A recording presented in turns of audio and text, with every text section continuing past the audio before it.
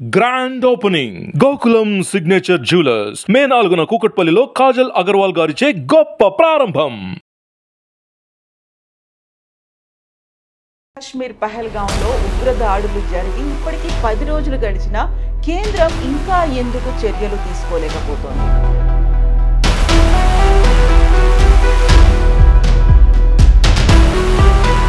ఉగ్రదాడుల వెనకాల స్థానికుల సపోర్ట్ కూడా ఉందా? ఎందుకని కేంద్రం ఇప్పటికీ సైలెంట్ గా ఉంది? మరోవైపు ఆపరేషన్ కగార్ పేరుతో ఇక్కడెందుకు ఇంతమంది బలగాల్ని మోహరిస్తున్నారు? బోల్డన్ని విషయాలున్నాయి మాట్లాడుకోవడానికి. మనతో పాటుగా ఉన్నారు బీజేపీ ఎంపీ లక్ష్మణ్ గారు. అంటే అక్కడ అమాయకులైనటువంటి ప్రాణాలు పోయాయి, స్థానికుల సపోర్ట్ ఉంది అంటున్నారు, అయినప్పటికీ సెక్యూరిటీ వైఫల్యం అక్కడ కనిపిస్తుంది. ఆ సంఘటన జరిగినటువంటి సందర్భంలో మేమందరం అక్కడే ఉన్నాం. అందరూ ఎదురు చూస్తున్నారు. ఆ ముగ్గురికి ఊహా చిత్రాలు వచ్చాయి, వాళ్ళని ఎందుకు ఐడెంటిఫై చేయలేదు? ఆ మిలిటరీ చీఫ్ ఎవరైతే ఉన్నారో ఎంత మూర్ఖంగా ఒక నరహంతకుడిగా వ్యవహరిస్తున్నారు. అట్లీస్ట్ ఇంత జరిగిన తర్వాత మోదీ కనీసం బయటకు వచ్చి మాట్లాడలేదే, జాతి ప్రజలు దేశ ప్రజలను ఉద్దేశించి అక్కడ ఉన్నటువంటి కుటుంబీకులకు సంతాపంగా ఆయన మాట్లాడలేదే అనేది ఉంది కదా. మోదీ గారి ఆలోచన ఎట్లుంటే action speaks louder than voice.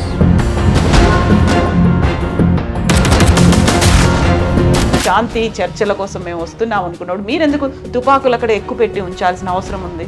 Amit Shah గారు కూడా పిలుపు, మీరు రండి, బయటికి రండి.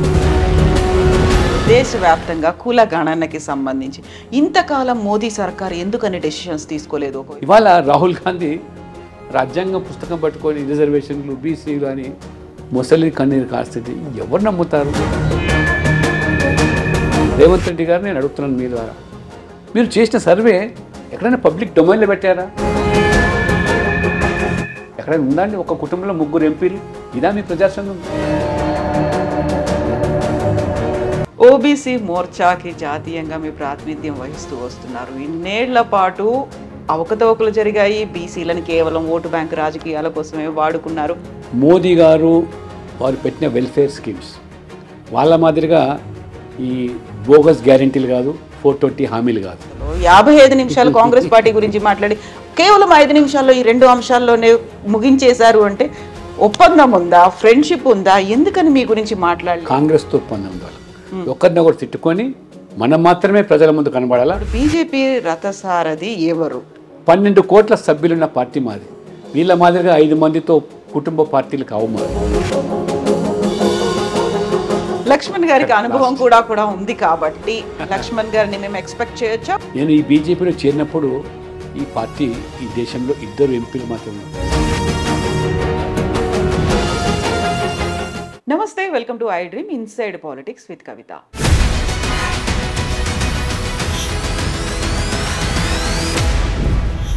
కాశ్మీర్ పహల్గాంలో ఉగ్రదాడులు జరిగి ఇప్పటికీ 10 రోజులు గడిచినా కేంద్రం ఇంకా ఎందుకు చర్యలు తీసుకోలేకపోతోంది? ఉగ్రదాడుల వెనకాల స్థానికుల సపోర్ట్ కూడా ఉందా? ఎందుకని కేంద్రం ఇప్పటికీ సైలెంట్ గా ఉంది? మరోవైపు ఆపరేషన్ కగార్ పేరుతో ఇక్కడెందుకు ఇంతమంది బలగాల్ని మోహరిస్తున్నారు? బోల్డన్ని విషయాలున్నాయి మాట్లాడుకోవడానికి. మనతో పాటుగా ఉన్నారు బీజేపీ ఎంపీ లక్ష్మణ్ గారు. లక్ష్మణ్ గారు నమస్కారం అండి, ఎలా ఉన్నారు మీరు? నేను బాగున్నాను. సో 2 ఇష్యూస్, ఒకవైపు ఏమో టెర్రరిస్ట్ అటాక్ జరిగింది, అక్కడేమో ఏం జరుగుతుందో తెలియట్లేదు, మీటింగ్ల మీద మీటింగ్లు అవుతున్నాయి, ఎన్ఐఏ అక్కడ ఉంది, ఇవన్నీ ఉన్నాయి. At the same time operation Kagar ఇక్కడ మాత్రం 25,000 మంది పోలీస్ బలగాల్ని ఇక్కడ మోహరించారు. అక్కడ ఏం జరుగుతుంది అంటే అక్కడ అమాయకులైనటువంటి ప్రాణాలు పోయాయి, స్థానికుల సపోర్ట్ ఉంది అంటున్నారు, అయినప్పటికీ సెక్యూరిటీ వైఫల్యం అక్కడ కనిపిస్తుంది. వీటన్నిటి గురించి ఎందుకు మాట్లాడట్లేదు ఇప్పటిదాకా? కవిత గారు, వాస్తవంగా చూసినట్టయితే ఆ సంఘటన జరిగినటువంటి సందర్భంలో మేమందరం అక్కడే ఉన్నాం. పార్లమెంటు బృందము ఎంపీలందరం కూడా పబ్లిక్ అకౌంట్స్ కమిటీ మీటింగ్ సందర్భంగా 4 రోజులు, చివరి రోజు 22 మేము ఆ 4 రోజులు కూడా శ్రీనగర్, గుల్మర్గ్ ఆ ప్రాంతాల్లో మీటింగ్ తర్వాత పర్యటిస్తూ ఉన్నప్పుడు పార్టీలకు అతీతంగా ఎంపీలందరూ కూడా ఆశ్చర్యాన్ని వ్యక్తం చేశారు. వాట్ సార్ట్ ఆఫ్ డెవలప్మెంట్ ఇది, ఇంత ఇన్ఫ్రాస్ట్రక్చరు, ఫ్లైఓవర్స్, రోడ్స్, కొత్త కొత్త బిల్డింగ్స్, ఎయిమ్స్, ఇవన్నీ చూసి ఆ కాశ్మీరైనా మనం మళ్ళీ వచ్చింది అనేటువంటిది చాలా బాహాటంగా వ్యక్తం చేశారు. అక్కడ ఉన్నటువంటి స్థానికులందరూ కూడా వాళ్ళకు ఎంప్లాయ్మెంట్ ఆపర్చునిటీస్ పెరిగినాయి, ఉపాధి అవకాశాలు దొరుకుతూ ఉన్నాయి. చిన్న చిన్న అమ్మాయిలు కూడా మంచి శాలరీతో మెయిన్ స్ట్రీమ్లోకి ఆ రకంగా రావడం జరిగింది. టూరిజం విపరీతంగా పెరిగిపోయింది. మరి ముఖ్యంగా 2019 ఆర్టికల్ 370 రద్దు తర్వాత అక్కడ మరి డెవలప్మెంట్ కానివ్వండి, లేదా టూరిజం పెరగడం వల్ల అక్కడ ఉన్నటువంటి వాళ్ళ స్థానికులకు ట్రావెల్స్, హోటల్స్, లాడ్జెస్, గైడ్స్, ఇవన్నీ కూడా మరి ఆపర్చునిటీస్ రావడం వల్ల గతాన్ని మర్చిపోయి వాళ్ళు ప్రధాన స్రవంతిలోకి వచ్చి వారు హాయిగా జీవిస్తూ ఉన్నారు. మోదీ గారు 370 ఆర్టికల్ రద్దు తర్వాత పరిణామాలు చాలా భయంకరంగా ఉంటాయనేటువంటిది ఏ ప్రచారం జరిగిందో దానికి భిన్నంగా ఆ కాశ్మీర్ అందాలను ఆస్వాదిస్తూ ఉన్నారు. దేశ నలుమూల నుంచి కూడా, విదేశాల నుంచి కూడా పెద్ద ఎత్తున వస్తూ ఉన్నారు. అయితే ఇది చూసి కండుగుట్టినటువంటి పాకిస్తాన్ ప్రేరేపిత ఉగ్రవాదం అక్కడ కనుమరుగైనప్పటికీ కూడా ఈ పెరుగుతున్నటువంటి ఎకానమీ డెవలప్మెంటు ఇది ఎప్పటికీ ఇంకా మనల్ని ఇంకా పట్టించుకోరు అనేటువంటిది స్థానికులు అనే ఆలోచనతో దొంగ దెబ్బ తీశారు. వారు ఎప్పుడో కాచుకొని చూస్తున్నట్టు, కానీ అక్కడ ప్రజల సపోర్ట్ కూడా దొరకటం లేదు. అంతకుముందు మీరు చూశారు రోజువారీగా stone pelting, tear gas shells, కాలేజీలు అన్ని మంచి బ్రహ్మాండంగా ఇప్పుడు ఇన్స్టిట్యూషన్స్ అన్నీ నడుస్తున్నాయి.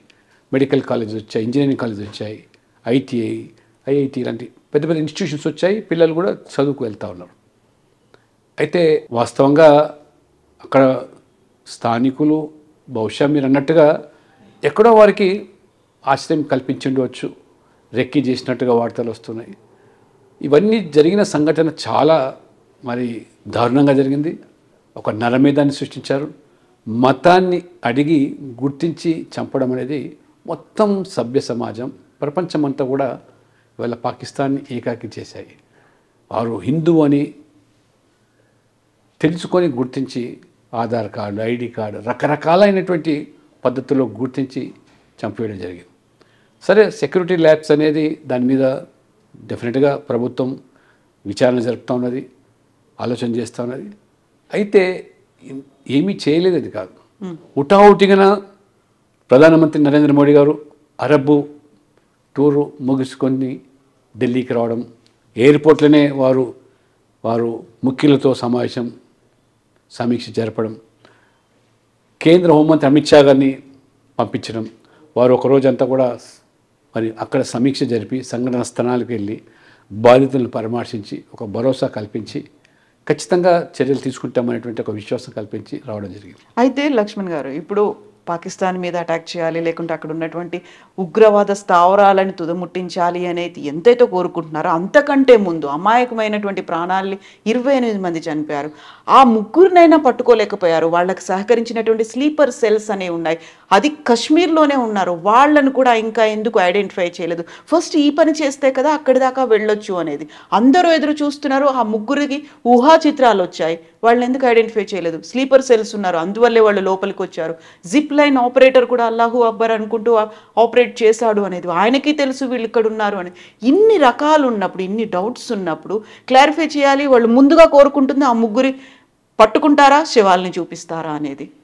ఒక్కటి వాస్తవం ఏమిటంటే నరేంద్ర మోడీ గారు చాలా స్పష్టంగా వారు మొత్తం దేశ ప్రజలందరూ కూడా ఖచ్చితమైనటువంటి చర్యలు ఉంటాయి, ఎవరు ఊహించని, ప్రపంచంలో ఊహించిన రీతిలో వారికి గుణపాఠం చెప్తాం, వదిలే ప్రసక్తి లేదని వారు బాహాటంగా చెప్పడమే కాకుండా ప్రత్యక్ష యుద్ధం అనే దానికన్నా ఇవాళ పరోక్షంగా వారు తీసుకున్న నిర్ణయాలు, ఇవాళ సింధు జలాలను పూర్తిగా అబేన్స్లో పెట్టడం, పాకిస్తాన్ వీసా గడువు పూర్తి కాకుండా ఉన్న వాళ్ళందరినీ కూడా వాళ్ళ స్థలాలకు పంపించడం, హై కమిషనర్ ఉన్నటువంటి ఢిల్లీలో పాకిస్తాన్ స్టాఫ్ను పంపించడం, ఇవన్నీ కూడా వాస్తవంగా చూసినట్టయితే నేరుగా ప్రత్యక్షంగా యుద్ధంలో దిగే కంటే పరోక్షంగా పాకిస్తాన్ను ఏ రకంగా మొత్తం ప్రపంచంలో దౌత్యపరంగా ఏకాకిలు చేయడమే కాకుండా వారికి ఇవాళ సతమతం అయిపోతున్నారు. నీళ్లు ఆగిపోతే వారికి జీవనమే లేదు. ఆ నీళ్లు మరి చాలా స్పష్టంగా ఎక్కడైతే ఒప్పందం జరిగిందో యుఎన్ఓ కూడా రాయడం జరిగింది, దీన్ని ఉపసంహరించుకుంటామని చెప్పి. కమ్ వాటిమే మేము మాత్రం వాళ్ళని వదిలే ప్రసక్తి లేదు. రెండో విషయం మీరు చెప్పినట్టుగా ఎవరైతే ఉగ్రవాదులుగా వాళ్ళ యొక్క ముఖ చిత్రాలు ఊహా చిత్రాలు వచ్చాయో వాళ్ళ ఐడెంటిటీని పసిగట్టి వాళ్ళ ఇళ్ళని కూడా ధ్వంసం చేయడం జరిగింది. మిగతా విషయాలు చాలా గోప్యంగా పెట్టడానికి అనేక కారణాల వల్ల ప్రభుత్వం అన్నీ బహిర్గతం చేయటం లేదు. ఇప్పుడు ఏమి చర్య తీసుకుంటారు, ఏ రకంగా తీసుకుంటారు, అప్రమత్తంగా ఇప్పుడు పాకిస్తాన్ కూడా ఆందోళనతో వారు మొత్తం మన బార్డర్లో కూడా వాళ్ళ మిలిటరీని అంతా కూడా పహారాకాలు. కాబట్టి సమయం కోసం అదును కోసం చూస్తుంటేగా నేను భావిస్తాను. ఇవాళ ప్రభుత్వము, ప్రధానమంత్రి గారు, రక్షణ మంత్రి, హోంమంత్రి త్రివిధ దళాలతో అధిపతులతోని 1-2 సార్లు సమావేశాలు పూర్తి స్వేచ్ఛను ప్రకటించారు మోదీ గారు. త్రివిధ దళాలకు మీరు పాకిస్తాన్ మీద కఠినమైన చర్యలు తీసుకోండి, ఉగ్రవాదాన్ని ఊసు లేకుండా చేయండి, దాన్ని నామరేపు లేకుండా మరి తుదముట్టించండి అని చెప్పి ఆదేశాలు ఇవ్వడం జరిగింది. ఆ స్వేచ్ఛ ఏమి చెయ్యాలని చెప్పడం కాకుండా ఏమి చేస్తే ఈ రకంగా ఉగ్రవాదం నశించుతుందో అది ఆ కోణంలో ఆలోచించేయమని వారు దుగ్గల్ గారు ప్లస్ ఇంకా కొంతమంది సీనియర్ రిటైర్డ్ అఫీషియల్స్ కూడా అందులో అడ్వైజరీగా తీసుకొని వారు పనిచేస్తున్నారు. అన్నీ కూడా బహిర్గతం చేయటం లేదు. ఖచ్చితంగా అందరికీ నమ్మకం ఉంది ఈ ప్రభుత్వము మన మిలిటరీ ఆర్మీ పాకిస్తాన్కు ఖచ్చితంగా వారు దొంగ దెబ్బ తీసిండొచ్చు. ఆ రకంగా అమాయకుల పర్యాటకులు చేస్తే పాపం ఏమిటి అసలు. వాళ్ళు కాశ్మీర్ అందాన్ని ఆస్వాదించడానికి తిలకించడానికి వస్తే ఆ రకంగా చంపడం అనేది ఎవరు మొదటిసారిగా ఒక 35 సంవత్సరాల తర్వాత కాశ్మీర్ ప్రజలు అంతకుముందు ఎప్పుడు కూడా రోజువారీగా ప్రభుత్వానికి వ్యతిరేకంగా సమ్మెలు చేసేవారు, కేంద్రానికి వ్యతిరేకంగా వారు నినాదాలు ఇచ్చేవారు, ఉద్యమించేవారు, రాళ్ళు రువేవారు, గ్యాస్. మొదటిసారి వ్యాపారస్తులు అక్కడ ఉన్నటువంటి అందరూ కూడా మరి ప్రభుత్వానికి మన మోదీ ప్రభుత్వం అండగా ఉండడమే కాకుండా మేము ఇటువంటి సహించము, మతం పేరు మీద మతమౌఢ్యంతో మీరు చేసినటువంటి సంఘటనలు పాకిస్తాన్ చేస్తున్న దాన్ని ఎట్టి పరిస్థితుల్లో కాశ్మీర్ ప్రజలు దాన్ని స్వీకరించారని చెప్పి వారు ఒక సంకేతాన్ని ఇవ్వడం, రోజువారీగా వారు మనం చూస్తున్నాం ఏ రకమైనటువంటి సానుభూతి వ్యక్తం చేస్తున్నారు, సంతాపాలు ప్రకటిస్తున్నారు. ఇది ఒక గొప్ప మార్పు. 370 ఆర్టికల్ రద్దు తర్వాత సాధించింది ఏమంటే కాశ్మీర్ ప్రజలు అంతకుముందు మీ ఇండియాని ఏదైతే సంబోధించేవాళ్ళో ఇప్పుడు మీరు పాకిస్తాన్, మీ పాకిస్తాన్ చర్యలు ఇక్కడ చెల్లవు. అంటే పాకిస్తాన్లో ఇప్పుడు అంతర్గత సమస్యలు ఉన్నాయి. ఒకవైపు బలూచిస్తాన్ తిరగబడతా ఉన్నది, మిలిటరీకి ప్రభుత్వానికి సఖ్యత లేదు. ఆ మిలిటరీ చీఫ్ ఎవరైతే ఉన్నారో ఎంత మూర్ఖంగా ఒక నరహంతకుడిగా వ్యవహరిస్తున్నాడో వారు మొత్తం కూడా ఒక ఉగ్రవాదిగానే వ్యవహరిస్తూ ఉన్నాడు. కాబట్టి ప్రభుత్వంతో కూడా సఖ్యత లేదు, అక్కడ తిరగబడుతున్నారు, ఆర్థిక సమస్యలు ఉన్నాయి, పాకిస్తాన్ మొత్తం ఇవాళ చితికిపోయి ఉంది. కాబట్టి భారతదేశం ఈ రకంగా మరి ప్రపంచంలోనే అగ్రగామిగా 5వ ఆర్థిక దేశంగా ఎదుగుతూ ఉన్నది. ఈ రకంగా దెబ్బతీయాలనేటువంటి కుట్రలు పని చేసింది తప్పితే ఇతరత్ర కాదు. దేశ ప్రజలందరూ కూడా ఒక్కటిగా నిలబడ్డారు. ఏ మాటికి ఆ మాట ఈసారి రాజకీయ పార్టీలు కూడా ఇవి వారు సానుభూతి వ్యక్తం చేయకుండా ప్రభుత్వం ఏది చర్యలు తీసుకున్నా మేము మద్దతు ఇస్తామని కూడా ప్రకటించారు. But let us wait and see. But we are confident that something big is going to take place అనేది ఇది అందరికి నమ్మకం ఉంది. మోదీ గారు కూడా గతంలో బాల్కోట్ అయిన తర్వాత కానీ పుల్వామా అవుతున్న తర్వాత చెప్పి చేశారా, సర్జికల్ స్ట్రైక్స్, ఎయిర్ స్ట్రైక్స్ ఏమాత్రం నష్టం కాకుండా అవతల వాళ్ళని శిబిరాలు ధ్వంసం చేశారంటే but something big is going to take place అనేది ఉంది. Let us hope. మీరు చెప్పినట్టుగా పార్టీలకు అతీతంగా మతాలకు అతీతంగా అందరూ రెస్పాండ్ అవుతున్నారు. ప్రతిసారి బీజేపీ మోదీ మీద విరుచుకుపడేటువంటి అసదుద్దీన్ ఓవైసీ కూడా పుల్వామా కంటే ఇది తీవ్రమైనటువంటి చర్య, ప్రతి చర్యలు ఉండాల్సిందే, పాకిస్తాన్ ఇంకా టాలరేట్ చేయొద్దు అనేటువంటి అంత వాయిస్ అఖిలపక్ష భేటీకి కూడా అసదుద్దీన్ ఓవైసీ అటెండ్ అయ్యారు. బట్ మీరు చెప్పినట్టుగా something will happen, something big will happen అని అనుకున్నప్పుడు అట్లీస్ట్ ఇంత జరిగిన తర్వాత మోదీ కనీసం బయటకు వచ్చి మాట్లాడలేదే, జాతి ప్రజలు దేశ ప్రజలను ఉద్దేశించి అక్కడ ఉన్నటువంటి కుటుంబీకులకు సంతాపంగా ఆయన మాట్లాడలేదే అనేది ఉంది కదా. లేదు, ఇప్పుడు స్వయంగా హోంమంత్రి పోయి పరామర్శించాడు. మోదీ గారు కూడా బాహటంగా బహిరంగ సభలో కూడా అందరికి ప్రజలకు భరోసా కల్పించాడు, స్పష్టంగా కాకుండా అది బీహార్ ఎన్నికల ప్రచారంలో భాగంగా అయిపోయింది. అవకాశం తీసుకొని అక్కడ మాట్లాడాడు, దేశ ప్రజలకు ఒక సందేశాన్ని ఇచ్చాడు. కాబట్టి అంటే మోదీ గారి ఆలోచన ఎట్లుందంటే action speaks louder than voice. ఆయన మాట్లాడడం తక్కువ, చేసేది ఎక్కువగా ఉంటుంది. So action will be louder than voice. అది మనం చూస్తాము. ఇవాళ భారతదేశానికి ఉన్న ప్రతిష్ట అగ్రదేశాలు కూడా మన వైపు చూస్తున్నాయి. కొంతమందికి కొన్ని దేశాలు కూడా, చైనా లాంటి దేశానికి కన్ను కుడుతుంది, ఎకనామికల్గా ఎదిగిపోతున్నది, ఎక్కడో ఇక్కడ దీన్ని ఆపాలి అనేటువంటి ఆలోచన వాళ్ళకు ఉంది. కాబట్టి బాహాటంగా ఇవాళ పాకిస్తాన్కి సపోర్ట్ చేయకుండా యుద్ధం అనేది జరిగితే నష్టం జరుగుతుంది, పాకిస్తాన్కి పూర్తిగా ధ్వంసం అయిపోతుంది, కానీ భారతదేశం కూడా ఆర్థికంగా నష్టం అయిపోతుంది అని చూసేవాళ్ళు కూడా ఉన్నారు. కాబట్టి ఇవన్నీ జాగ్రత్త కూడకుండా, ఆర్థికపరమైన భారం పడకుండా, మనకు ప్రాణ నష్టం జరగకుండా, దౌత్యపరమైన సంబంధాలు నెరవేరుస్తూనే ఏ రకంగా సైలెంట్గా ఇవాళ సింధు జలాలు మరి ఇవాళ ఆ ఒక అగ్రిమెంట్ను పక్కన పెట్టేశారంటే అది సామాన్యం కాదు. అది నేరుగా చంపాల్సిన అవసరం లేదు ప్రజలు, అంతకంటే మించి ఇవాళ రేపు జరగబోతున్నది.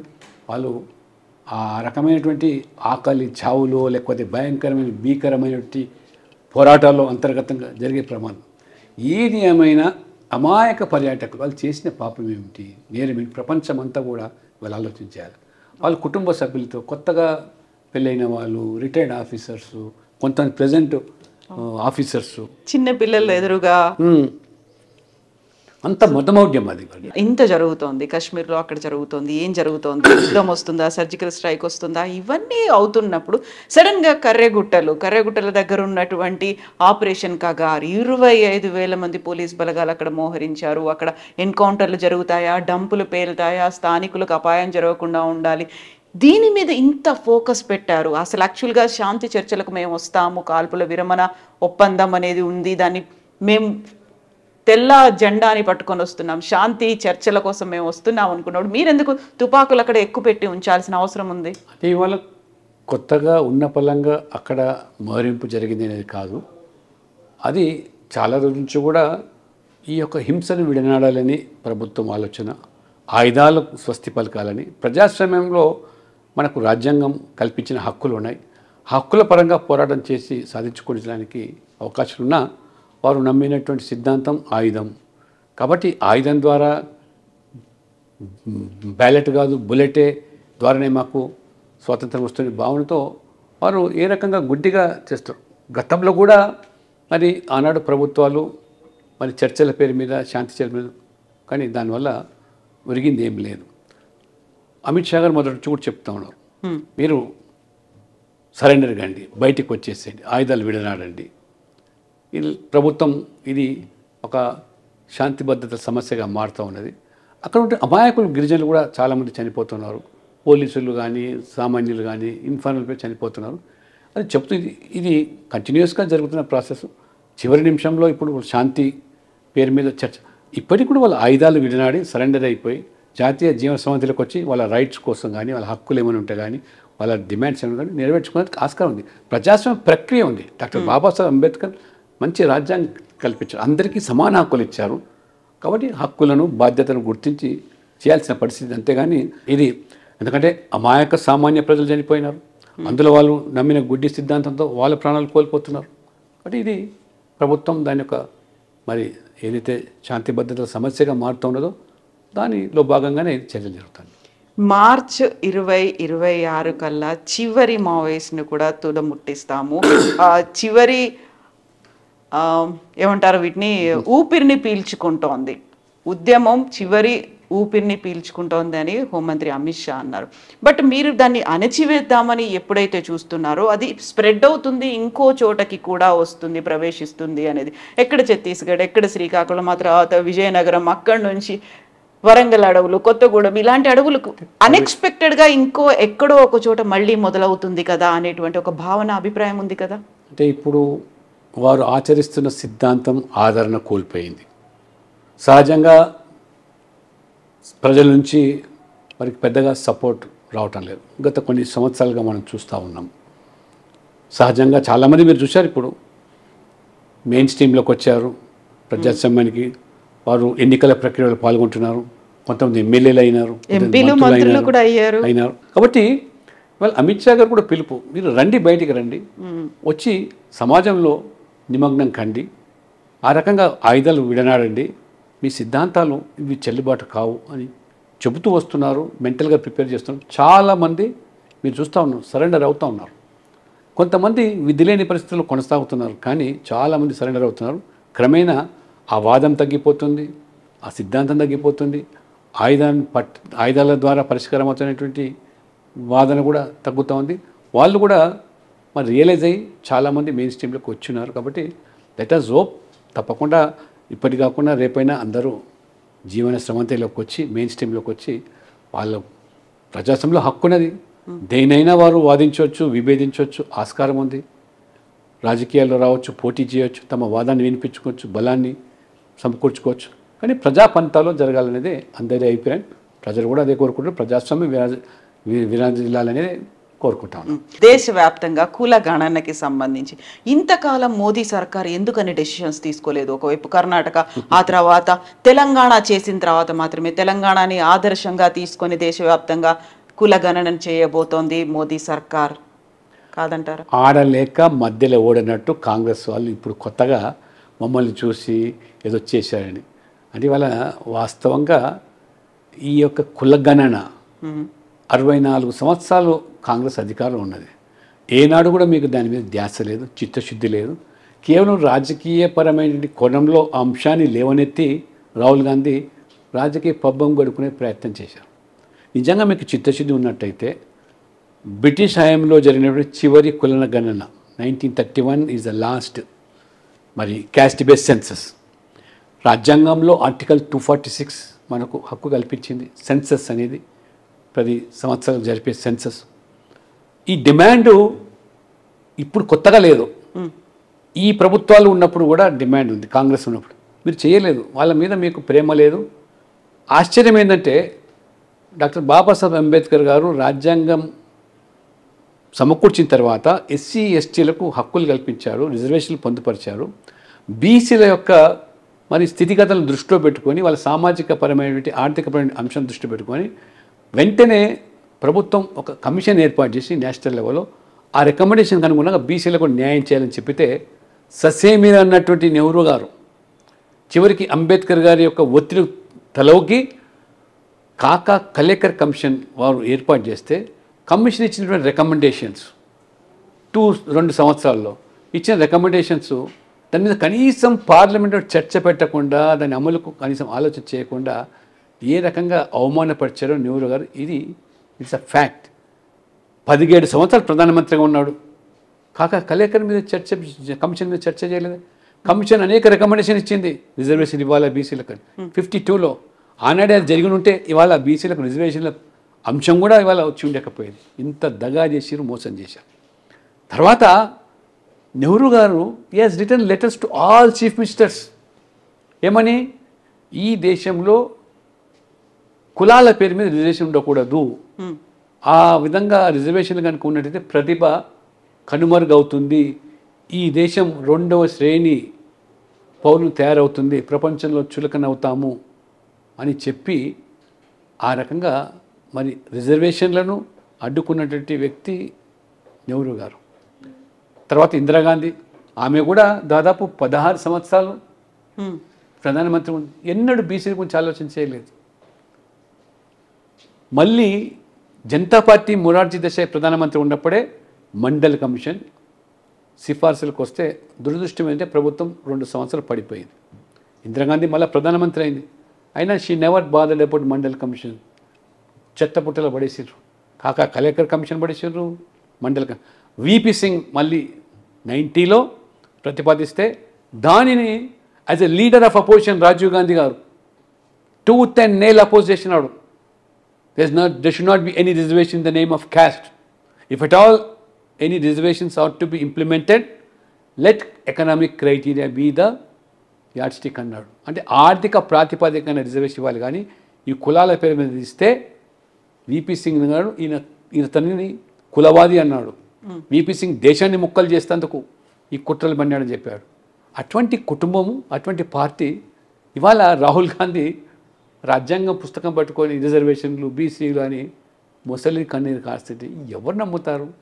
ఇవాళ మీరు చెప్తున్నారు తెలంగాణ అయిన తర్వాత 2010లో రాజ్నాథ్ సింగ్ గారు, సుష్మా స్వరాజ్, అరుణ్ జైట్లీ గారు 2011లో సెన్సస్ జరుగుతుంది, మీరు ఈ క్యాస్ట్ను సెన్సస్ చేపట్టండి, అందరూ పొందుపరచండి అంటే నథింగ్ డూయింగ్ అన్నారు. చివరికి ఒత్తిడికి తలవకి చేస్తామని ఆ ప్రభుత్వం మన్మోహన్ సింగ్ గారు ప్రధానమంత్రి హామీ ఇచ్చి గ్రూప్ ఆఫ్ మినిస్టర్స్ కమిటీ వేస్తే చిదంబరం గారు ససేమర్ అన్నాడు, as a home minister I'm not going to do caste census include చేయనన్నాడు. చివరికి ఏం చేశారు? ఈ యొక్క urban development ministry, rural development మినిస్ట్రీతో కలిపి ప్రైవేట్ సర్వే చేయించి 5,000 కోట్లు ఖర్చు పెట్టి సోషియో ఎకనామిక్ క్యాస్ట్ సర్వే అని చెప్పి 5,000 కోట్లు ఖర్చు పెట్టి కొండందవి ఎలుకని పట్టినట్టుగా ఏమీ సాధించలేదు. చివరికి what all they have collected reports ఏవి కూడా పబ్లిక్ డొమైన్లో రాలేదు, పెట్టలేదు, బూడిదలో వచ్చిన పని. ఇది మీ నైజం, మీ నిజస్వరూపం. కర్ణాటకలో సిద్ధరామయ్య గారు మొదటిసారి ముఖ్యమంత్రి అయినప్పుడు కాంగ్రెస్ ఆయన 300 కోట్లు ఖర్చు పెట్టి సర్వే చేశాడు, క్యాస్ట్ సర్వే చేశాడు. బట్ ఈ డిడ్ నాట్ పబ్లిష్. ఎందుకంటే ఇంటర్నల్గా కాంగ్రెస్లో ఉన్న నాయకులు చాలామంది అభ్యంతరం వ్యక్తం చేశారు కాబట్టి ఈ రోజు వరకు కూడా పబ్లిష్ చేయలేదు. ఇప్పుడు ఏదో కూని రాగాలు తీసి Telangana role model, Telangana road map అంటే ఏం రోల్ మోడల్ అండి? ఏం చేశారు మీరు? రేవంత్ రెడ్డి గారు నేను అడుగుతున్నాను మీ ద్వారా, మీరు చేసిన సర్వే ఎక్కడైనా పబ్లిక్ డొమైన్లో పెట్టారా? ఏ గ్రామంలో ఏ సామాజిక వర్గం ఆర్థికంగా, సామాజికంగా, విద్య, ఉద్యోగపరంగా ఈ లెక్కలు ఏమైనా బయట పెట్టారా? ఏ బేసిస్ మీద మీరు ఇవాళ మోడల్ అంటున్నారు? ఇవాళ 46% బీసీలు, 10% ముస్లిం బీసీలు అని కొత్తగా తెర మీద తీసుకొచ్చి 56% అని చెప్తారు. అంటే ఇవాళ 12% ముస్లిం పాపులేషన్, 10% బీసీలు అంటే ఇదా మీ రోల్ మోడల్? దేశంలో ఉన్న ముస్లింలను 90% బీసీలు చేయమన్నా మీ రోడ్ మ్యాప్? కాబట్టి ఆ రోజు మోసం చేశారు. నెహ్రూ నుంచి మొదలుకుంటే ఇందిరాగాంధీ, రాజీవ్ గాంధీ వరకు. మన్మోహన్ సింగ్ చెప్పిన చిదంబరం చేయలేదు. ఇప్పుడు మీరేదో చేశామని నాటకీయ ఫక్కీలు చేస్తున్నారు ఓట్ల కోసం అనేది ప్రజలు తెలుసు. ఇప్పటికైనా మీకు చిత్తశుద్ధి ఉంటే మీరు పబ్లిక్ డొమైన్లో పెట్టండి. మీరు చేసిన సర్వే 70 రోజులు చేశాం, 100 కోట్లు ఖర్చు పెట్టాం, ఏ ఊళ్ళో ఏ క్యాస్ట్లో ఎవరు ఎంత ఉన్నారు అన్ని కులాలను పెట్టండి. ఇప్పుడు మోదీ గారు తీసుకున్నది ఒక చరిత్రాత్మక నిర్ణయం. ఇవాళ మోదీ గారు తీసుకున్నారంటే పూర్తిగా శాస్త్రీయంగా అధ్యయనం చేసి అది ఆ శాంక్టిటీ ఉండే విధంగా, రేపు కోర్టులో కూడా ఎవరు పోయినా అది నిలబడే విధంగా ఇది చేయబోతున్నారు. ఇది అద్భుతం. 75 years ఆఫ్ ఇండిపెండెన్స్లో, ఈ దేశ స్వాతంత్రంలో ఇంత సాహసోపేత నిర్ణయం తీసుకున్నది మోదీ గారికే సాధ్యమైంది. మోదీ గారు అంటే మోదీ హై తో ముమ్కిన్ హై. ఎందుకంటామంటే మోదీ గారు అసాధ్యం అనుకున్న దాన్ని సాధ్యం చేయగలిగిన మహానుభావుడు. అయితే ఇప్పటికి మోదీ థర్డ్ టర్మ్, మోదీ 3.0 ఇప్పుడు ఎందుకు చేయాల్సి వచ్చింది? భారత్ జోడో యాత్రలో భాగంగా రాహుల్ గాంధీ ప్రతిసారి ప్రతి చోట అదే మాట, మేము కేంద్రంలో అధికారంలోకి వస్తే దేశవ్యాప్తంగా కులగణన చేస్తాము, తెలంగాణలో అధికారంలోకి వచ్చింది కాబట్టి చేసింది. ఇంతకాలం ఎందుకు పట్టింది? గతంలో కాంగ్రెస్ పార్టీ చేయలేకపోయింది, ఏ సిఫార్సులు వచ్చినా ఏదైనా పక్కన పడేసింది అనుకున్నప్పుడు ఇంత టైం తీసుకోవాల్సిన అవసరం ఏముంది? వాళ్ళు వచ్చేది లేదు, చచ్చేది లేదు, చేసేది లేదు, అంత ఉన్నప్పుడు చేసింది లేదు. కాబట్టి ఒక పాచిక వేశారు. అయితే వాస్తవంగా మోదీ గారు దాన్ని ఛాలెంజ్గా తీసుకొని ఇవాళ ఎఫెక్టివ్గా జరపాలి. వీళ్ళ మాదిరిగా చేసి తొక్కిపెట్టడం కాదు, వీళ్ళ మాదిరిగా డబ్బులు ఖర్చు పెట్టి వృధా చేయడం కాదు, చేసి నిరూపించు. ఇవాళ మోదీ గారు ఇవాళ వాస్తవంగా ఒక సామాజిక న్యాయం, ఈ దేశంలో అన్ని సామాజిక వర్గాల న్యాయం జరగాల.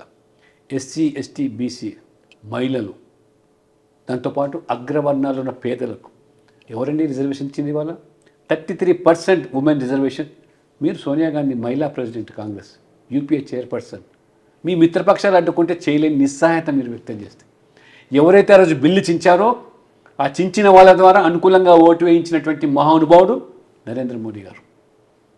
మహిళా బిల్లుకు ఒక్కరు కూడా వ్యతిరేకంగా ఎక్సెప్ట్ ఫర్ ఓవైసీ. మీరు ఏ పార్టీలు అయితే వద్దని ఈ పార్టీలు మాకు వద్దంటూనే మీరు చేయలేకపోయారో వాళ్ళ ద్వారా సానుకూలంగా ఓటు వేయించిందంటే దట్ ఈస్ మోడీ. ఆ రకంగా మహిళా బిల్లు తీసుకొచ్చారు. అగ్రవర్ణాలు ఉన్న పేదలు, ఎస్సీ ఎస్టీ బీసీలే కాదు, ఆర్థికంగా మరి చాలామంది సమాజంలో చూస్తాం. బ్రాహ్మణులు పౌరవిత్యం కోసం నేను ఎమ్మెల్యేగా ఉన్నప్పుడు కూడా అసెంబ్లీలో మాట్లాడాను. నా చిక్కడపల్లిని స్వరాజ్ హోటల్ దగ్గర పౌరవిత్యం కోసం పరిగాపులు కాస్తుంటారు. ఎక్కడ పౌరవిత్యం దొరికితే మాకు ఎదురు చూస్తూ ఉంటారు రోడ్ మీద. అటువంటి దీన స్థితిని గమనించినటువంటి వ్యక్తిగా నరేంద్ర మోడీ గారు 10% ఈడబ్ల్యూఎస్ రిజర్వేషన్. మీరు ఎంతసేపు ఎస్సీ ఎస్టీ బీసీ అని చెప్పి కాకమ్మ కబుర్లు చెప్పి మీ కుటుంబం మీరు తప్పితే ఎవరిని గుర్తించారు, ఎవరిని ఆదరించారు? మరి నరేంద్ర మోడీ గారు ఒక ఆదివాసీ మహిళ రాష్ట్రపతి చేశారు, ఒక గొప్ప మైనార్టీ శాస్త్రవేత్తను రాష్ట్రపతి చేశారు, ఒక దళితుని రాష్ట్రపతి చేశాం. ఇవాళ ఒక BC most backward class person 3rd time కన్సిక్యూటివ్గా ప్రజాస్వామ్య ప్రక్రియలో భాగంగా ప్రధానమంత్రిగా అవుతే సహించలేక రాహుల్ గాంధీ ఆయన సామాజిక వర్గాన్ని ఆపాదిస్తూ వారు ఏ రకంగా విమర్శలు చేశారో కోర్టు ముట్టకాయలు వేసింది. ఆ రకంగా ఈ సామాజిక వర్గం అందరూ కూడా దొంగలని, అంటే బీసీలను అవమానపరిచే విధంగా మాట్లాడిన వ్యక్తి. అంటే ఒక బీసీ ఏంటి, పేదవాడేంటి, ఛాయ అమ్ముకున్నవాడేంటి, ఈ దేశానికి ప్రధానమంత్రి కావడం ఏంటి? మేము మా కుటుంబం సంపన్న కుటుంబం, మాది రాచరికము, మేము పాలించాలి ఈ దేశాన్ని. ఎక్కడైనా ఉందండి ఒక కుటుంబంలో 3 ఎంపీలు? ఇదా మీ ప్రజాస్వామ్యం? ఒకటే కుటుంబంలో 3 ఎంపీలు, తల్లి కొడుకు బిడ్డ, ఇది మీ ప్రజాస్వామ్యం. అందుకనే ప్రజలు వాళ్ళు గుర్తించారు కాబట్టి రిపీటెడ్గా మిమ్మల్ని ఓడిస్తున్నారు, రిపీటెడ్గా మోదీ గారిని గెలిపిస్తూ ఉన్నారు. మొన్న ఢిల్లీలో డక్ అవుట్, ఒక్కసారి కాదు, consecutive hat trick duck out Rahul Gandhi. 0 seat ఢిల్లీలో, 1 సీటు సార్. ఇది మీ ప్రజలు మీ మీద ఉన్న నమ్మకం, విశ్వాసం. అదే మోదీ గారి విశ్వాసం ఏంటంటే మోదీ జో బోల్తా హై కర్కే దిఖాతా హై, జో కర్ సక్తా హై వోయి బోల్తా హై. అది మోదీ. కాకపోతే ఆలస్యం అయిందని అనిపించట్లేదా? వాళ్ళు ఆలస్యం చేశారు 60 ఏళ్ళు 6 దశాబ్దాలు అనుకున్నప్పుడు. దేనికైనా సమయం రావాలి. 10 సంవత్సరాల్లోనే ఇన్ని అద్భుతాలు. ఇది కేవలం క్యాస్ట్ సెన్సస్ కాదు. First time national backward class కమిషన్కు ఒక కాన్స్టిట్యూషన్ స్టేటస్ ఇచ్చింది, మీరు ఇవ్వలేదు, మోదీ గారు ఇచ్చారు. 27 ఓబీసీ సామాజిక వర్గాన్ని కేంద్రంలో మంత్రివర్గం చేశాడు. 75 సంవత్సరాల స్వాతంత్ర దేశంలో మొదటిసారి 27 మంది ఓబీసీలు మంత్రులుగా కావడం. 27% reservation in education institution, central ఎడ్యుకేషన్లో, కేంద్రీయ విద్యాలయం, నవోదయ పాఠశాల, సైనిక్ స్కూల్స్, న్యాయ విశ్వవిద్యాలయాలు, సైనిక్ స్కూల్స్లో బీసీ రిజర్వేషన్, అమ్మాయిలకు రిజర్వేషన్స్. ఇప్పుడు లక్షల మంది సంవత్సరానికి మంచి క్వాలిటీ ఎడ్యుకేషన్, ఉన్నత స్థాయికి ఎదుగుతున్నాం. వాళ్ళ జీవన ప్రమాణాలు మారిపోతున్నాయి. నీట్లో జరిగేటువంటి దాంట్లో మెడిసిన్ డాక్టర్స్ కావడానికి వాళ్ళ బీసీ బిడ్డలకు అవకాశం మోదీ గారు ఇచ్చారు. కొన్ని సంవత్సరానికి వాళ్ళ 1,00,000 సీట్లలో 25,000 మంది వాళ్ళు డాక్టర్లు అవుతున్నారు బీసీ. మీరు చేసింది ఏమిటి? ప్రజలు ప్రశ్నిస్తున్నారు, అర్థం చేసుకుంటారు. అమాయకులు కాదు మోసపోవడం, చదువుకుంటున్నారు, తెలివి పెరుగుతూ ఉన్నది కాబట్టి చైతన్యమవుతున్నారు. మీకు కర్రు కాల్చి వాత పెడుతున్నారు, మోదీ గారిని కీర్తిస్తూ ఉన్నారు. ఓబీసీ మోర్చాకి జాతీయంగా మీ ప్రాతినిధ్యం వహిస్తూ వస్తున్నారు. ఇన్నేళ్ల పాటు అవకతవకలు జరిగాయి. బీసీలను కేవలం ఓటు బ్యాంకు రాజకీయాల కోసమే వాడుకున్నారు. వాళ్ళని రాజకీయంగా ఎదగనివ్వలేదు, ఉన్నతమైనటువంటి పదవుల్లో రాలేదు. ఆ తర్వాత వాళ్ళకి ఆర్థిక స్థితిగతులు మెరుగుపరచడానికి ఇంకేదో ప్రత్యామ్నాయాలు చేశారు తప్ప వాళ్ళకి బలమైనటువంటి ఒక వనరుని కల్పించలేకపోయారు. ఇవన్నీ కూడా ఆరోపణలు, అపవాదులు అనేవి ఉన్నాయి కదా. యాజ్ ఏ ఒక బీసీ బిడ్డగా మీరు కూడా ప్రశ్నించారు, ఆ తర్వాత పోరాటాలు చేశారు. అయినప్పటికీ కూడా ఇంత ఆలస్యమైందే అంటే ఇవన్నీ ఆరోపణల్ని ఎలా చూస్తే వాళ్ళ పాపాలు ఇవాళ ప్రక్షాళన జరుగుతూ ఉన్నాయి. చదువుకునే దానికి అవకాశాలు మీరు కల్పించలేదు. ఇప్పుడిప్పుడే చదువుకొని ఎదుగుతున్నారు కాబట్టి అవకాశాలు వస్తున్నాయి. సమయం పడుతుంది. వారు కనీసం గ్రాడ్యుయేట్ కావాలా, గ్రాడ్యుయేట్ తర్వాత రావాలి. ఇప్పుడిప్పుడు వాళ్ళు ఉన్నత స్థాయికి వస్తాను. మోదీ గారు వారు పెట్టిన వెల్ఫేర్ స్కీమ్స్ వాళ్ళ మాదిరిగా ఈ బోగస్ గ్యారెంటీలు కాదు, 420 హామీలు కాదు. ఇవాళ మోదీ గారి స్కీమ్స్ ఏంటంటే వాళ్ళని సశక్తీకరణ చేయడం, వాళ్ళను ఫైనాన్షియల్గా స్ట్రెంగ్తెన్ చేయడం. అది మహిళలైనా, బీసీలైనా, ఎస్సీలైనా, స్టిల్ స్టాండప్ ఇండియా పేరు మీద వాళ్ళకు పారిశ్రామికవేత్తలు తయారు bank loan, every bank should give loan, extend loan to SC, ST or women.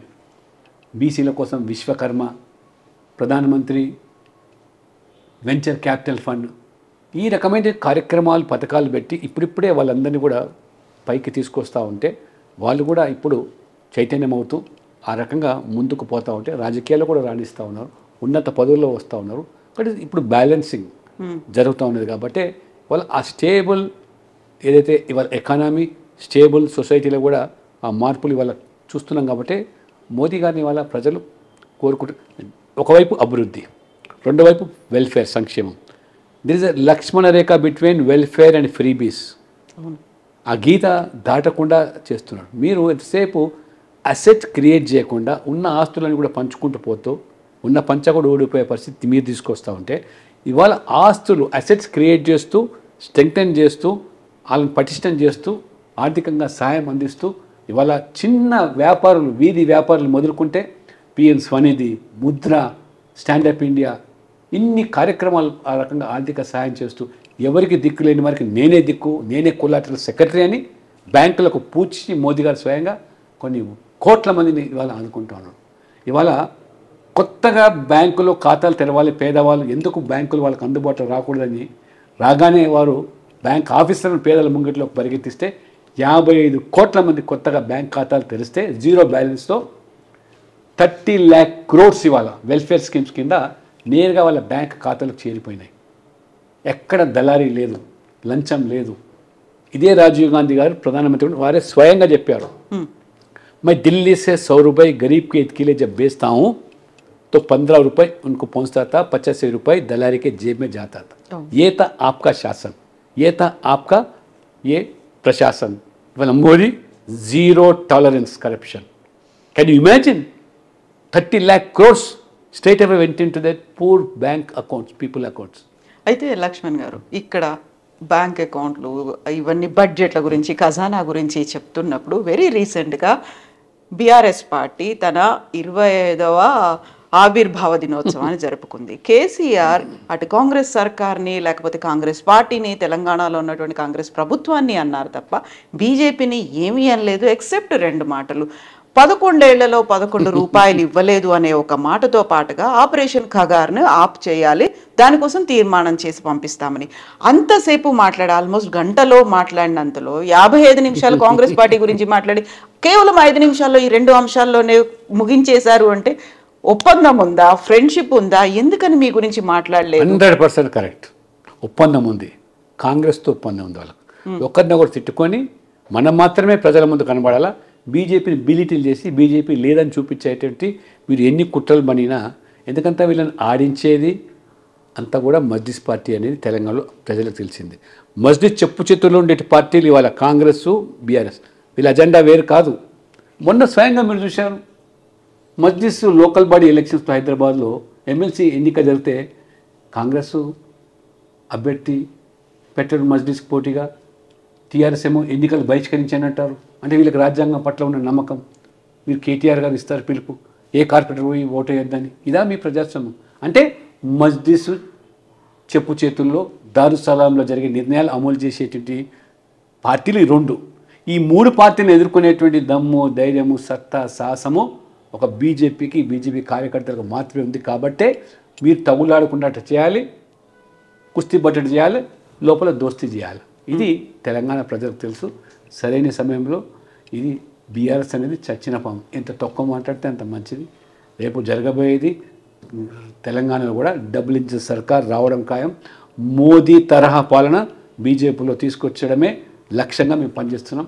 ఆ రకంగా బీజేపీ కూడా మరో గుజరాత్ మోడల్గా అభివృద్ధి వేగవంతం చేయడానికి బీజేపీ రావాలని ప్రజలు ఆకాంక్షిస్తున్నారు. ప్రజల ఆకాంక్షలకు అనుగుణంగా ఖచ్చితంగా ఈ 3 పార్టీలను ఎదుర్కొంటూ ముందుకు పోతాం. మొన్న పార్లమెంట్లో డి అంటే డి అన్నాం. మీరు 5 నెలలు కాలేదు కాంగ్రెస్ పార్టీ అధికారులకు వచ్చి 8 సీట్లకు పరిమితం అయితే మేము ఏకంగా 4 నుంచి 8 జంప్ అయ్యాం. మీరు 0 అయిపోయినారు. బీఆర్ఎస్ పార్టీ 30% ఓట్లు వచ్చింది మాకు. కాబట్టి భవిష్యత్తు బీజేపీది తెలంగాణలో, అది రిటర్న్ ఆన్ ద వాల్. అయితే ఇప్పుడు డబుల్ ఇంజన్ సర్కార్ రావాలి, ఇక్కడ బీజేపీ అధికారంలోకి వస్తుంది అనుకున్నప్పుడు బీజేపీ రథసారథి ఎవరు? తెలంగాణకి సంబంధించి కిషన్ రెడ్డికి ఒక ఆల్మోస్ట్ డబుల్ ట్రిపుల్ అనేవి ఒక పొజిషన్స్ అనేవి ఉన్నాయి. ఇది ఇంకొక అదనపు భారంగా ఉంది. ప్రతిసారి ఢిల్లీకి ఎవరైనా లీడర్ వెళ్ళారు అనుకున్నప్పుడల్లా ఏదో పిలుపు వచ్చిందేమో, ఈయనేమో నెక్స్ట్ అనేది ఉంటుంది. అక్కడ కాంగ్రెస్ ఏమో చాలా క్లియర్గా చెప్పేసింది, అక్కడ బీసీఏ టీపీసీసీ చీఫ్గా ఉన్నారు, నెక్స్ట్ కాబోయే ముఖ్యమంత్రి కూడా బీసీఏ అవుతారని. బీజేపీ ఏంటి అసలు, ఎక్కడుంది, ఏ స్టాండ్ ఉంది, ఎవరిని అభ్యర్థి, ఎవరిని అధ్యక్షుడిగా చేస్తున్నారు అంటే? నేను నేషనల్ రిటర్నింగ్ ఆఫీసర్ అమ్మా. దేశం మొత్తం మీద కూడా పోలింగ్ బూత్ ప్రెసిడెంట్ నుంచి ఆల్ ఇండియా ప్రెసిడెంట్ వరకు చేసేది ఆ బాధ్యత నాకు. మోదీ గారు తెలంగాణ సంతకం పెడుతున్నారు. తప్పకుండా 12 కోట్ల సభ్యులున్న పార్టీ మాది. వీళ్ళ మాదిరిగా 5 మందితో కుటుంబ పార్టీలు కావు మావి. అదేదో డైనింగ్ టేబుల్ మీద డిసైడ్ అయ్యేటువంటి పార్టీలు, ఎవరు ప్రెసిడెంట్ ఉండాలా, ఎవరు ముఖ్యమంత్రి ఉండాలా. మాది 12 కోట్ల మంది సభ్యులు, వాళ్ళతో చర్చలు, వాళ్ళ ప్రక్రియ, బూత్ ప్రెసిడెంట్, మండల్ ప్రెసిడెంట్, జిల్లా ప్రెసిడెంట్, స్టేట్ ప్రెసిడెంట్. కాబట్టి ఖచ్చితంగా ప్రజాస్వామికంగా suppose to be the largest democratic party in the world. ఈ ప్రపంచంలోనే ఇంత పెద్ద రాజకీయ పార్టీ లేదు. అందులో అంతర్గతమైన ప్రజాస్వామ్యం, పోలింగ్ బూత్ నుంచి ఆల్ ఇండియా ప్రెసిడెంట్ వరకు.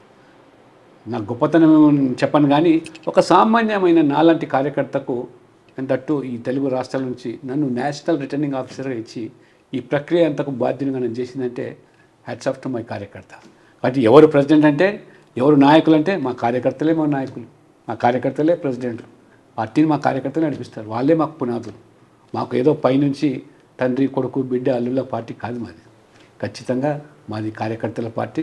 కార్యకర్తల మనోభిప్రాయాలకు అనుగుణంగా పార్టీని ముందుకు తీసుకెళ్తాం. ఖచ్చితంగా తెలంగాణలో కాషాయ జెండా పాతడం ఖాయం. మోదీ గారి నాయకత్వంలో డబుల్ ఇంజిన్ సర్కార్, భవిష్యత్తులో ట్రిపుల్ ఇంజిన్ అంటే స్థానిక సంస్థలు కూడా కైవసం చేసుకోవడమే మా యొక్క ధ్యేయం. సరైన సమయంలో సరైన నిర్ణయం తీసుకుంటారు అనుకున్నప్పుడు ఇక్కడ ఇద్దరిని ప్రకటించాల్సినటువంటి అవసరం ఉంది. కాంగ్రెస్ చెప్పినట్టుగా బీసీ అవుతారా, అటు అధ్యక్షుడు కావచ్చు, ఇటు ముఖ్యమంత్రి కావచ్చు. ఇక్కడ కూడా అధ్యక్షుడు ఎవరవుతారు, ఒకవేళ డబుల్ ఇంజిన్ సర్కార్ వస్తే ముఖ్యమంత్రి ఎవరు అవుతారని ఇక్కడ కూడా మీరు అంతర్గత ప్రజాస్వామ్యం అన్నారు కాబట్టి గతంలో కాంగ్రెస్లో అది కనిపించేది. సెకండ్ కాంగ్రెస్ పార్టీ బీజేపీ అయింది. ఇక్కడ కూడా బోల్డ్ అన్ని గ్రూపులు కనిపిస్తున్నాయి. సీనియర్ల గ్రూపు, కొత్తగా వచ్చిన వాళ్ళ గ్రూపు, ఎంపీల గ్రూపు, మాజీల గ్రూపు, ఇవన్నీ కాదంటారా? ఈ వీటన్నిట్లలో ఏకాభిప్రాయం తీసుకురావడం, కొత్తగా ఈ అధ్యక్షుడు ఇతను ముఖ్యమంత్రి కాబోతారు, ఎలా అనౌన్స్ చేస్తారు, ఎప్పుడు చేస్తారు? అందరిది కూడా ఒకటే గ్రూపు, మోదీ గారి గ్రూపు, బీజేపీ గ్రూపు. రెండవది బీఆర్ఎస్లో ముఖ్యమంత్రి సంగతి దేవుడు, బీసీ, ఎస్సీ కానీ, ఉమెన్ కానీ. కనీసం పార్టీ ప్రెసిడెంట్ అయినా బీసీని చేయగలుగుతారా, ఎస్సీని చేయగలుగుతారా? తండ్రి ప్రెసిడెంట్, కొడుకు వర్కింగ్ ప్రెసిడెంట్. ఇది సామాజిక న్యాయం, అది ఇంపాసిబుల్. కాంగ్రెస్ ఈ రాష్ట్రం ఏర్పడే నుంచి ఆంధ్రప్రదేశ్లో కానీ తెలంగాణ ఒక బీసీని ముఖ్యమంత్రి మీరు ఎప్పుడైనా చేశారా? అవకాశాలు ఉన్నా ఆనాడు రాజారాం నుంచి మొదలుకుంటే మొన్న డి శ్రీనివాస్ వరకు కూడా అర్హత ఉండి అవకాశాలు ఉండి చేయలేకపోయింది మీది. మేము మొన్న చెప్పాం, మన అసెంబ్లీ ఎన్నికల్లో మా పార్టీని గెలిపిస్తే సామాజిక న్యాయంలో భాగంగా తెలంగాణకు బీసీ ముఖ్యమంత్రి చేస్తామని. అన్ఫార్చునేట్గా ప్రజలు మాకు మ్యాండేట్ ఇవ్వలేదు, మేము చేయలేకపోయినాం. ఇవాళ మేము బీసీలను ముఖ్యమంత్రి చేశాం, మహిళలను ముఖ్యమంత్రులు చేశాం, ఎస్సీలను చేశాం, ఎస్టీలను చేశాం. అన్ని వర్గాల ప్రజలు ఇవాళ ఏ రకంగా ఇవాళ మేము ఈ యొక్క సామాజిక పరమైనటువంటి ఈ యొక్క మరి సమూహాన్ని తీసుకెళ్తున్నాము, అది బీజేపీకి మాత్రమే సాధ్యం. ఖచ్చితంగా బీజేపీ సబ్కా సాత్, సబ్కా వికాస్, సబ్కా విశ్వాస్, సబ్కా ప్రయాస్, ఇది మోదీ యొక్క నినాదం. ఆ నినాదమే మా వాదం. లక్ష్మణ్ గారికి అనుభవం కూడా ఉంది కాబట్టి లక్ష్మణ్ గారిని మేము ఎక్స్పెక్ట్ చేయొచ్చా? కొన్ని ఊహాగానాలు కూడా వినిపిస్తున్నాయి. లక్ష్మణ్ గారు అనేది ఒక సామాన్య కార్యకర్త. ఈ బీజేపీలో చేరింది నేను ఈ జాతీయవాదం, బీజేపీ సిద్ధాంతాలు నచ్చి. నేను ఈ బీజేపీలో చేరినప్పుడు ఈ పార్టీ ఈ దేశంలో 2 ఎంపీలు మాత్రమే ఉన్నారు. నేను ఉస్మాన్ యూనివర్సిటీలో రీసెర్చ్ స్కాలర్స్ ప్రెసిడెంట్గా వచ్చిన తర్వాత రాజకీయాలకు వచ్చినప్పుడు ఒక జాతీయవాదం పట్ల ఆకర్షణ. వాజ్పేయి గారి లాంటి ఒక నాయకుని స్ఫూర్తిగా తీసుకొని పనిచేశాం. నేను ఎమ్మెల్యేలు అవుతామనో, ఎంపీ అవుతామనో, రాజ్యసభ సభ్యుని అవుతామనో, ప్రపంచంలో అతిపెద్ద పార్టీలో ఒక పార్లమెంట్ బోర్డు సభ్యునిగా, అంటే 11 మంది ఉన్న సభ్యుల్లో 1 among them లక్ష్మణ్ గారు ఉంటారని నేను ఊహించలేదు. కాబట్టి పార్టీ అవకాశాలు ఇచ్చింది, పార్టీ నాకు బాధ్యతలు ఇచ్చింది. ఏ బాధ్యత ఇచ్చినా నెరవేర్చడానికి, శిరసావహించడానికి ఒక కార్యకర్తగా, ఒక సిన్సియర్ సోల్జర్గా ఉంటాను తప్పితే నాకంటూ ఇది కావాలి, నేను ఇదైతేనే పార్టీలో ఉంటాను, అది కావాలని ఆ ఆలోచన విధానం నాకు ఎన్నడూ ఉండలేదు. నాకు ఒక ఆర్ఎస్ఎస్ స్వయం సేవకునిగా, విద్యార్థి పరిషత్ కార్యకర్తగా నేను నేర్చుకున్న పాఠాలు, నేను నేర్చుకున్న సిద్ధాంతం. So still hopes are alive. Laxman గారు కూడా కావచ్చు, కానీ ఇప్పటికీ అనౌన్స్ చేయరు. సరైన సమయంలో సరైన నిర్ణయం అనేది ఉంటుంది. Thank you so much Laxman గారు. బెస్ట్ విషెస్ టు యూ అండి. Thank you. నిజంగా ప్రస్తుతం ఉన్నటువంటి సమాజం దేనికి ప్రయారిటీ ఇస్తుంది? ఆర్థిక సంబంధాల చుట్టూ మాత్రమే తిరుగుతోంది. మళ్ళీ ఎన్నికలంగానే చాలా విరక్తి కలుగుతున్నాం. మంచి అనిపిస్తుంది కదా, లేడీస్ కూడా ఛాలెంజింగ్ జాబ్స్ చేసినప్పుడు చాలా బాగుంటది. ట్రాఫిక్ అసిస్టెంట్స్ గా నియమించిన ట్రాన్స్జెండర్స్ అందరితో సాల్యూట్ చేయించుకుంటున్నారు. ఫుడ్ డెలివరీ ఇవ్వటానికి వెళ్ళినటువంటి డెలివరీ బాయ్ అనిల్ పై కళ్ళ ముందు